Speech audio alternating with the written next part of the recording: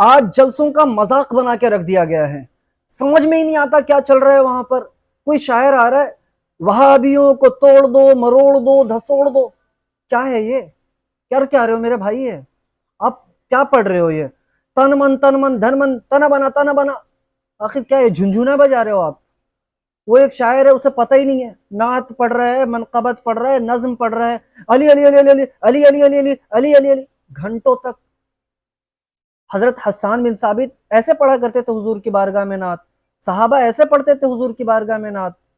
امام بخاری فرماتے ہیں کہ صحابہ ایسے بیٹھا کرتے تھے حضور کی محفل میں جیسے کسی پیڑ کے خشک تنے، اگر اس پر چڑیا بیٹھ جائے تو پیڑ کو محسوس بھی نہیں ہو، احساس نہیں ہو کہ میرے تن پر کوئی چڑیا بیٹھی تھی۔ ایسے بیٹھا کرتے تھے صحابہ حضور کی بارگاہ میں، اور آپ نے تو مذاق بنا کے رکھ دیا ہے۔ سمجھ میں نہیں آ رہا چل کیا رہا ہے جلسوں میں۔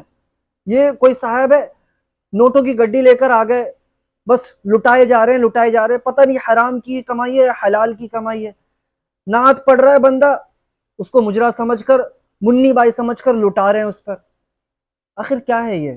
آپ کہہ رہے ہو کہ حضور ہمیں دیکھ رہے ہیں، حضور اس محفل میں موجود ہیں، حضور ہماری نعتوں کو سن رہے ہیں۔ آپ کے تماشا کو دیکھ رہے ہیں حضور آپ کے تماشا کو دیکھنے کے لیے آپ کی محفل میں آئے ہیں؟